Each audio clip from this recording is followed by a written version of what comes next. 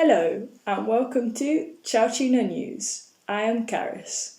The main headlines today are: there has been a crash of flying cars on the skyway above Chauchina. The Prime Minister of Spain has called for stricter security measures to be implemented to prevent further crashes. Next, LGBT communities around the world are celebrating as the last country has legalised same-sex marriage, meaning there is now marriage equality across the entire world.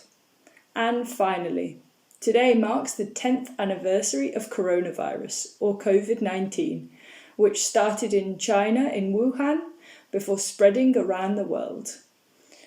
We will now speak to two people who went through lockdown in 2020. Over to our first guest. It's been 10 years since COVID-19 appeared, and I still can't forget the impact that it has had on my life and on the world. It all started in a city in China called Wuhan, and we thought that because of the distance it would never get here, and in 2 months it not only came, but we became the 4th most infected country in the world when the Prime Minister told us that we should stay home. For 15 days, everyone thought it would be a vacation, without work and without going to class.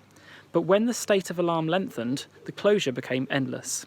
It changed our way of life a lot, and fear invaded us. We had to learn to work, study, play sports, communicate with our family and friends from home.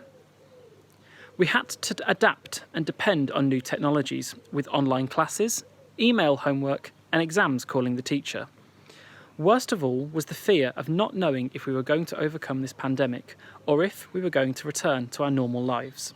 Day by day, there was only news of deaths and infections, but not of a vaccine to end the virus.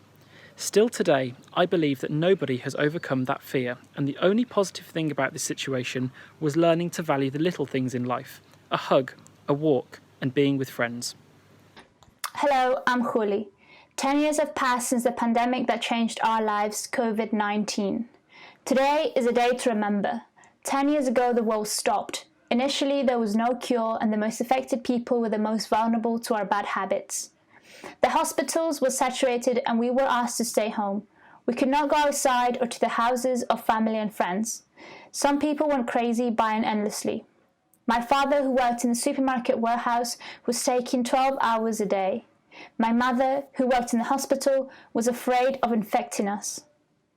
It upset me that I couldn't help. Every day at 8 p.m, people would go out to the balconies to applaud key workers, like hospital staff, cleaners, and supermarket workers. They were our heroes. The truth is that without them, it would not have been possible to get out of that pandemic. People turned out to be very supportive, helping from their homes, making materials for hospitals. For my parents, the real heroes were the children, who understood what we are experiencing better than the adults. It was a time when life changed for everyone. Shopping malls closed, concerts were cancelled. We had online classes and had to shop by appointment. It is a shame that today's children do not know what it is to go to school, play with their friends, and talk to the teachers face to face. This led to a serious psychological and economic situation around the world.